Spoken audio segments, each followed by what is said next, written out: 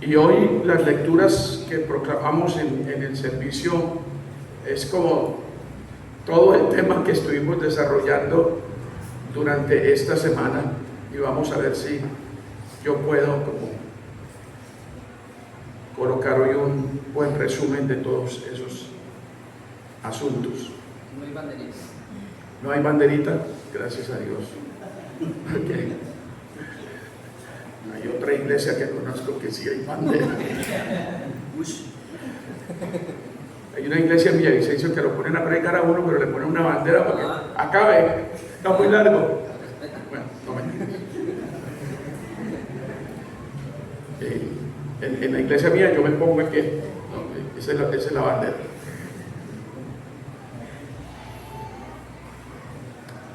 Cuando ustedes abren la Biblia y van al primer libro de la Biblia, hay una declaración solemnísima, grandísima, que diría yo es como el resumen de toda la Biblia misma. En el principio creó Dios los cielos y la tierra. Debería bastarnos con eso, porque eso implica todo lo demás, incluyendo la redención, incluyendo todo lo que Dios ha hecho por nosotros.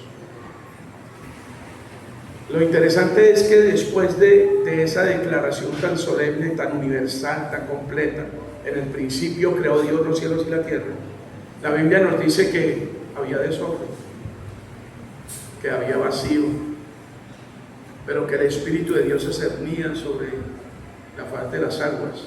Entonces uno comienza como a imaginarse una cantidad de cosas: oscuridad, agua, escombro, desorden. ¿Qué pasó ahí? No voy a entrar en eso porque no hay revelación en la Biblia qué pasó entre el versículo 1 y el 2.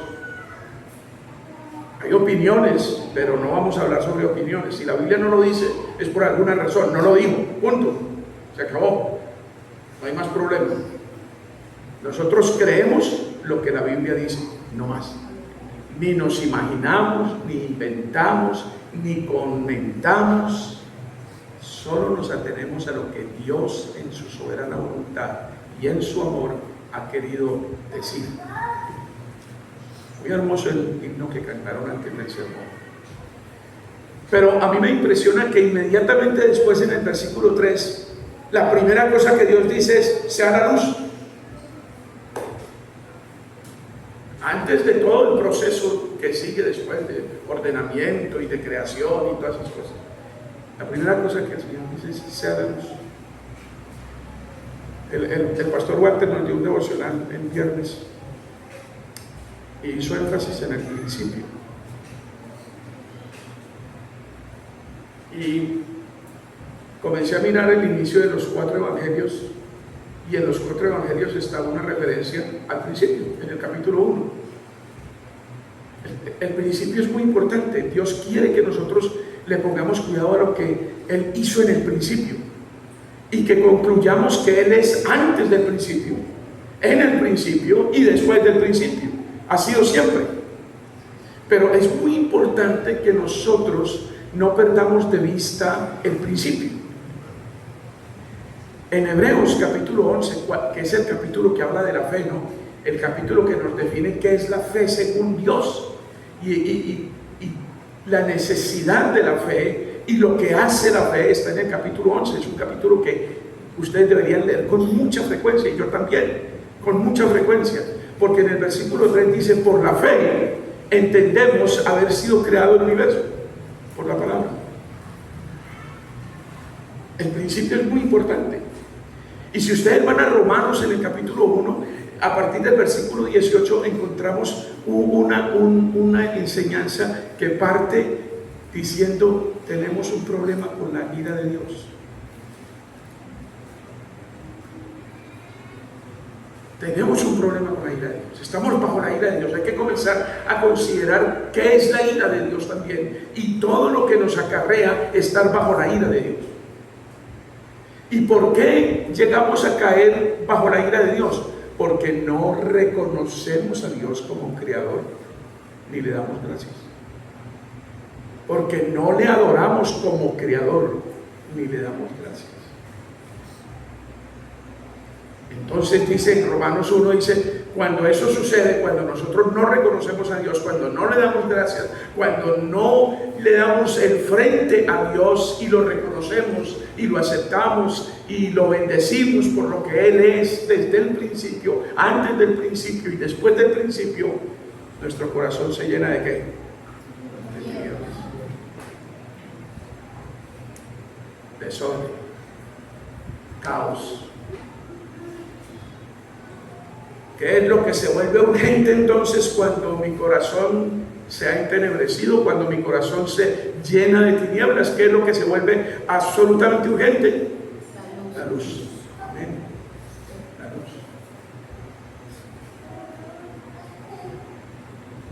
Los abuelos cubeos sabían a pescar con turí. ¿Sabían eso? ¿O no? Ya los jóvenes yo creo que ni saben qué es turí. Yo sí sé qué es turí. Me contaron los abuelos. Es una resina combustible que ellos prendían y con esa resina iban alumbrando el río para ver dónde estaban los que iban a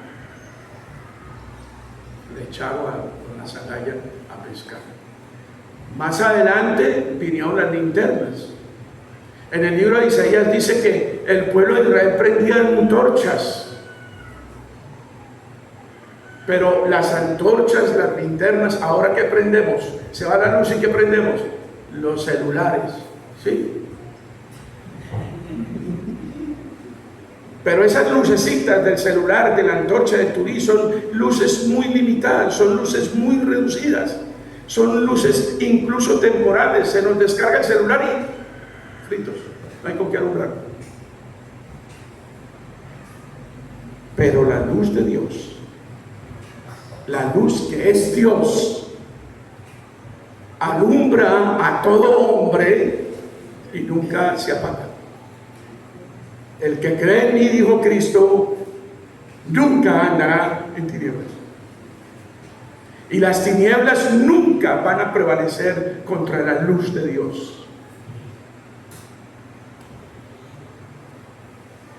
En todos los evangelios les decía, se habla del principio, pero donde se habla con más claridad y detenimiento está en el Evangelio de San Juan, en el capítulo 1. Me encanta San Juan. No lo idolatro, pero me encanta.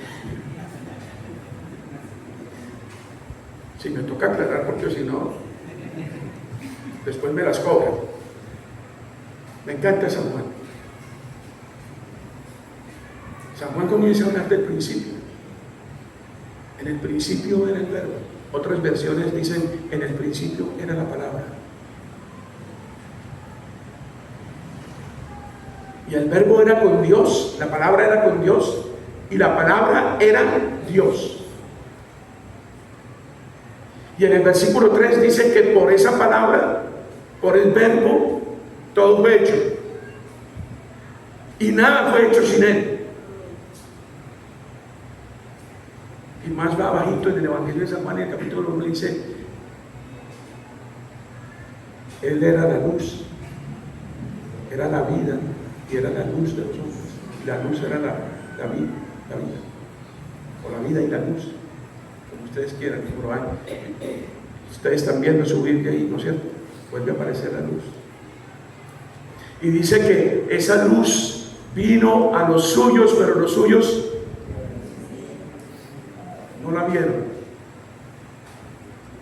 Es increíble que en el tiempo del nacimiento de nuestro Señor Jesucristo solamente lo supieron y tomaron discernimiento preciso del momento unos gentiles de tierras lejanas a Israel, muy lejos de Israel. Los judíos, muy pocos. Hay registro en la Biblia solo de algunos. En los primeros capítulos de los evangelios supieron que era el tiempo del Mesías. Tanto que el rey Herodes tuvo que indagar, bueno, ¿y cuál es ese rey que ha nacido? ¿Cómo así que una estrella en Belén? Y le tuvo que decir a los magos, vayan, adoren y vengan y díganme dónde está. No para ir a adorarlo, él no tenía esa intención, tenía la intención era de matarlo. Pero lo cogió por sorpresa y tuvo que indagar con los doctores de la ley en esa época para saber si era cierto que habría de nacer un rey en Belén. A los suyos vino, y los suyos nunca supieron, tampoco, y lo rechazaron. La luz. Primera carta de San Juan en el capítulo 1. ¿De qué habla? Dios es luz. Pero ¿cómo empieza la primera carta de San Juan en el capítulo 1? Es muy interesante y quiero que le pongan mucho cuidado a eso. Él dice, yo no les voy a hablar de cosas que me contaron, dice San Juan en la primera carta.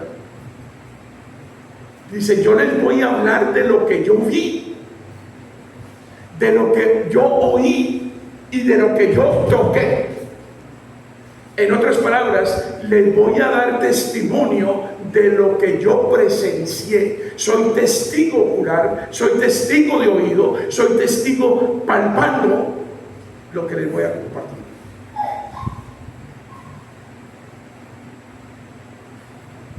San Juan habla mucho de la luz.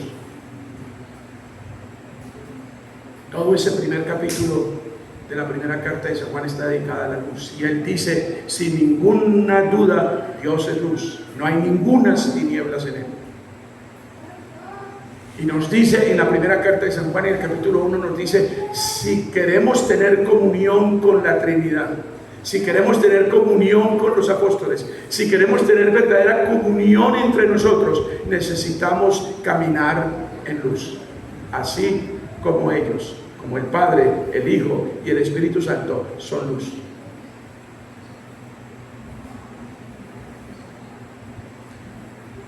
A veces me pregunto, ¿por qué nosotros no predicamos más sobre la luz? ¿Por qué no le damos más importancia a este tema? Porque es necesario que nosotros entendamos qué es lo que amamos en verdad. ¿Amamos las tinieblas o amamos la luz?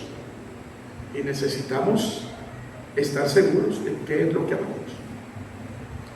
El pastor Walter seguro se le olvidó que yo siempre predico en llevo con corbata. Y él dijo el viernes, dijo, hay algunos que se esconden detrás de una corbata. Y yo apenas me agaché. Pero resulta que no solo es la corbata. Todos traemos máscaras. Todos en algún momento de la vida somos hipócritas. Queremos ocultar ciertas cosas. Hay ciertos lados de la vida que nosotros no queremos que la gente lo vea, que lo sepa. Yo, Leonel Ortiz, yo quiero que sepan que yo soy un viejito muy adorable nomás, pero el resto no quiero que lo toquen. Todos tenemos un lado oscuro que queremos mantener así, en la oscuridad. Pero necesitamos andar en luz. Necesitamos amar la luz. Es que es muy grave. Ahora sí quiero que me acompañen en San Juan capítulo 3. San Juan 3.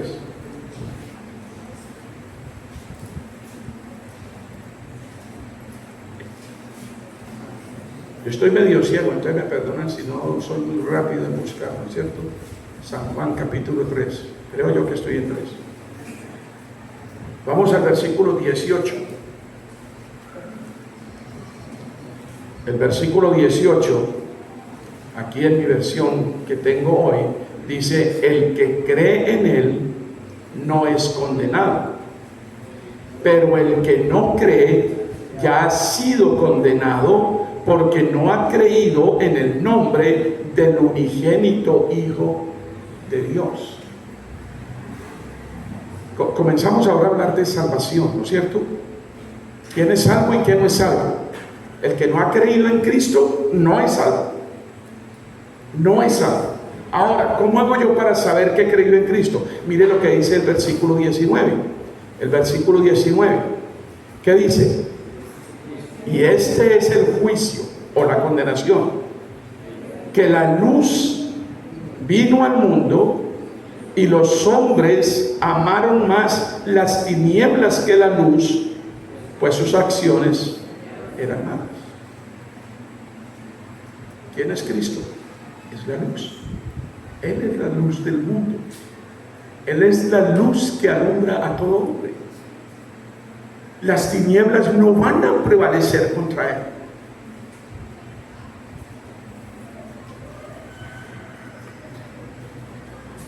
Él es Cristo, es la luz. Necesitamos andar en luz. Necesitamos aprender cómo andar en luz. Necesitamos vivir en la Escritura. Necesitamos empaparnos de la Escritura. Necesitamos comer la Escritura todos los días. Este es el pan del cielo. Esto es lo que necesitamos para andar en luz. Miren lo interesante. En 1 de Juan, capítulo 1, dice: el que diga que no tiene pecado es que mentiroso, y la luz no está en él. Y en el 9, si confesamos nuestros pecados, Dios es fiel y justo para perdonarnos y limpiarnos de toda maldad. La gente piensa que la confesión de que está hablando Juan es la confesión que nos enseñaron en la Iglesia Católica Romana, especialmente a mí, que fui muy católico y que tengo formación clerical, y que es una confesión auricular donde yo a un hombre le digo todo lo que yo he hecho, y entonces él me absorbe. No sé el poder de quién, pero de ese tipo de confesión no está hablando aquí. La palabra.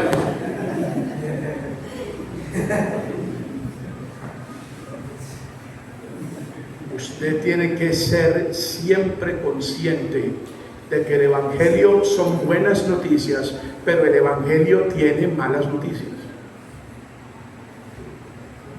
Y si usted no cree primero las malas, es imposible que crea las buenas. ¿Y cuáles son las malas? Que usted es pecador, yo también. Que estamos bajo la ira de Dios, que no merecemos sino el infierno. Estamos perdidos si alguien no nos salva. El Espíritu Santo te convencerá de eso, porque la primera convicción que el Espíritu Santo trae a tu vida es la convicción de pecado. Ah, no, que yo soy cubeo, que yo soy muy buenecito, que soy de los mejores. Allá son blancos que si son podridos. No, todos por igual. Todos. La luz es urgente para nosotros. La luz es urgente. Necesitamos reconocer, hablar con Dios, hablar con nuestra alma y siempre saber que la misericordia y la gracia de Dios es tan grande y mucho más grande, infinitamente más grande que el horrendo y grandísimo pecado que hay en mi vida. Yo soy pastor hace 50 años. Yo no sé si ustedes saben y sabían que soy pecador. Todavía me tengo que avergonzar de muchas cosas en mi vida. Pero qué consuelo cuando el mismo Juan en el capítulo 2 me dice: hijito, yo te estoy diciendo todas estas cosas para que no peques, pero Leonel, si has pecado, abogado tienes. Ustedes saben lo que está haciendo Cristo en este momento a la derecha del Padre. Está orando por ustedes, está intercediendo, los está defendiendo. Si alguien dice: Leonel es un pecador empedernido y allá está predicando en virtud, el Señor Jesucristo se levanta y dice: es de los míos, lo compré con mi sangre. Eso es andar en luz. Yo no vengo aquí a mostrarme como una ovejita, ni me escondo detrás de la corbata, ni de la camisita esta a cuadro. No, ustedes tienen que saber, y ustedes lo saben, ustedes saben que yo cometo errores. Yo he ofendido gente aquí en el Baupesa. Hay gente, yo en el viaje pasado, yo a Pedro no lo veía hacía 20 años, porque yo sé que Pedro estaba resentido conmigo. Yo lo ofendí, y qué bueno fue volverlo a abrazar. Y hoy estoy viendo aquí, tengo un hermano que hace 22 años que yo no veía. y ya leí la mano, ya ahorita nos abrazamos. ¿Por qué? Porque yo soy pecador, yo fallo, yo soy humano. El que no falla es Cristo. Lo que no falla es la luz. Y detrás de esa luz es que tenemos que ir. Hablamos esta semana de la unidad. No puede haber unidad sin luz. No puede ser. El pastor Walter nos hablaba del estrés. ¿Qué estrés que tengo? Uy, ¿en qué depresión estoy cayendo? Y él nos enseñó, deben decir, este pecado me tiene aporreado. Es la falta de luz la que te tiene estresado. Es la falta de luz la que te tiene vacío. Es la falta de luz la que te invita al suicidio. Es la falta de luz la que te invita a la desazón en la vida. Ahora quiero que piensen en una cosa. ¿Cuántos conocidos de ustedes están ya enterrados aquí o en la comunidad y se fueron sin la luz? Pregúntense ahora cuántos se irán en esta semana sin la luz. 25 grupos étnicos aquí en el Bopés. Y no estamos haciendo misiones después de haber conocido la luz. Porque si ustedes van a hablar de unidad, vamos a hablar de unidad. En el capítulo 17 de San Juan, el apóstol que habla de la luz por excelencia, él pide unidad en el pueblo de Dios para que el mundo ¿qué? Crea. Para que el mundo crea. Y él está diciendo ahí, así como tú me enviaste, Padre, yo los envío a ellos. Y él mismo dijo, ustedes son la luz del mundo. Ustedes son la luz del Bopés. Ustedes tienen que alumbrar. La luz no se enciende para ponerla debajo de la cama, se enciende para ponerlo a lo alto, para que alumbre toda la casa. Hermanos jueos, ¿están ustedes escondidos en sus comunidades, en su burbuja? Yo tengo una burbuja en Villavicencio, pero están en su burbuja muy cómodos. No quieren salir donde el vecino. Tienen miedo que les dice que usted es menor y que no tiene que hablarle. Usted tiene autoridad, la autoridad está aquí. Esta es la palabra. Esta es la luz. Vaya en esta autoridad. No importa que usted sea joven, no importa que usted sea menor, no importa que él sea el mayor. Dígale, tu mayorito, te vas al infierno si no ves esto.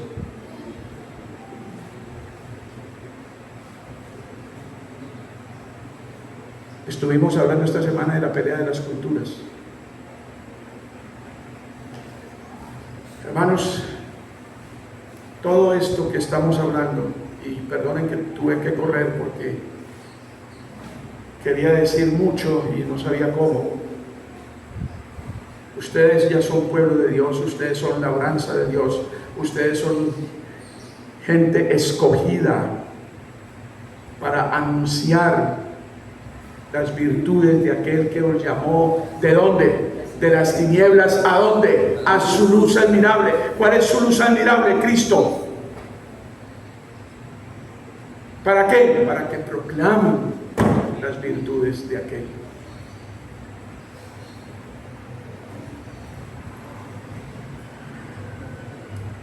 Vamos a terminar. Perdonen la macheteada, pero vamos a terminar con el Salmo 1. Vayan al Salmo 1, por favor. ¿Qué encontramos en el Salmo 1?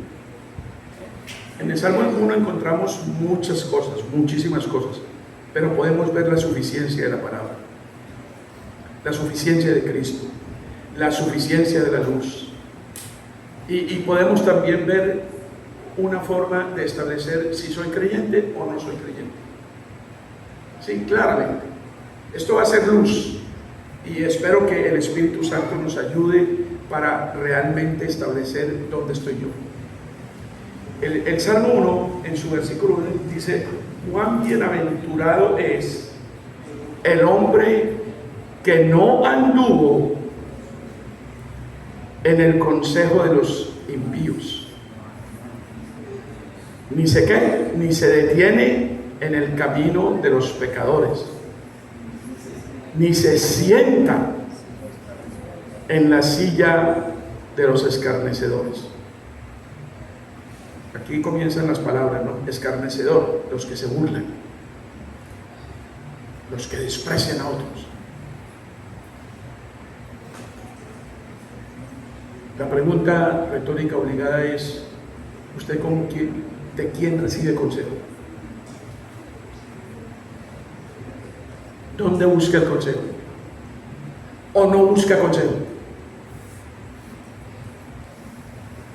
Es la primera cosa que tiene que preguntarse uno. Porque los malos están listos para aconsejar. Cuando una señora tiene problemas con el marido, hay como 10 señoras vecinas que están dispuestas a aconsejar, pero para mal, no para bien. Déjese, desgraciado, usted también tiene poder, usted tiene que empoderarse y tiene que tomar las riendas y de su vida y ser rey. Bueno, yo le pregunto, ¿qué consejo sigue usted? ¿Dónde los busca? ¿No es cierto? Pero miren ustedes que hay mucha gente que busca consejo entre los malos. Ahora viene el versículo 2 y lo pone en comparación, en contraste con el versículo 1.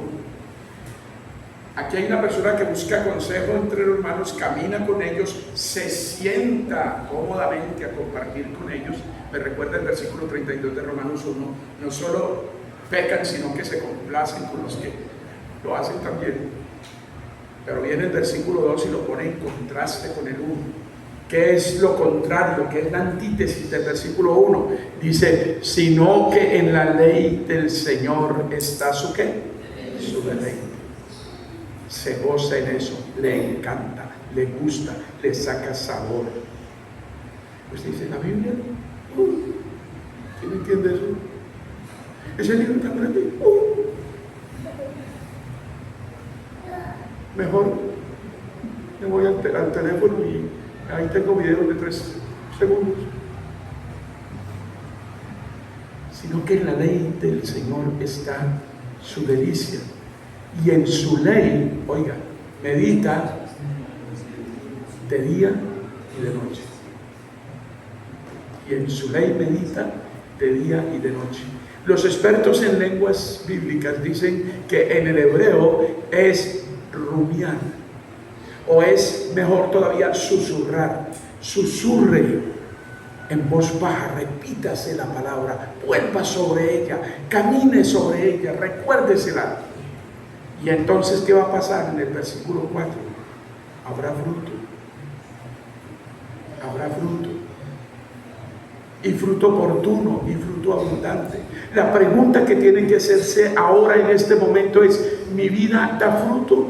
¿Hay fruto abundante para el Señor? ¿Realmente el fruto del Espíritu Santo está en mi vida o no?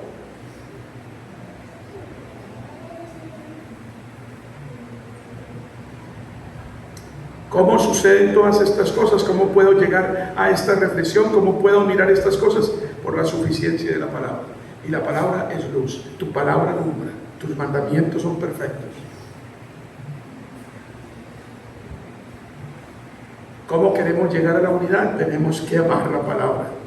Esto es lo que nos tiene que unir. Esto es lo que nosotros tenemos que conocer y creer de la misma manera. Y enseguida, en el versículo 5, no así los hermanos. Los hermanos no dan fruto. Y entonces viene a mi memoria el versículo 8 del capítulo 15 de San Juan. Dice, ¿de qué manera es glorificado mi Padre? Cuando dan fruto. ¿Y cuándo verdaderamente ustedes son mis discípulos? Cuando dan fruto. Pregúntese, ¿yo soy discípulo de Cristo? Para poderse contestar eso, tiene que decir si da fruto o no da fruto. ¿Yo glorifico al Padre si da fruto o si no da fruto? Glorificar al Padre no es venir a cantar aquí himnos tan lindos como los que ustedes cantaron hoy. Eso es parte. Esa debe ser la expresión sincera de algo que no ocultamos o que no fingimos, sino que es real. ¿Por qué? Por lo que creemos. Porque buscamos la luz, porque amamos la palabra, porque nos deleitamos en ella. Hermanos, la palabra es suficiente, no necesitan más. La palabra es suficiente. Enamórense de la Escritura. Hagan todo lo posible por pasarla al juego, por reflexionarla, por buscar las palabras, por compararlas. Estudien concienzudamente la palabra, porque en ella está la luz. Y sin luz no podemos tener comunión con Dios, ni comunión entre nosotros. No puede haber unidad si no hay luz en nuestras vidas. Mis hermanos, los malos, dice el Salmo, van a pasar. Son como el tamo que arrebata el viento. Hoy son y mañana no son. No se podrán levantar entre la congregación de los creyentes. Pero a nosotros nos espera un banquete preparado frente a nuestros enemigos, nuestra copa rebosando, nuestra cabeza ungida, y moraremos con Jehová por la eternidad. Pero amen la luz, busquen la luz, sigan la luz, porque sin luz no hay comunión con Dios, sin luz no hay comunión con los hermanos. Que Dios nos ayude. Padre Celestial, por favor, que la luz brille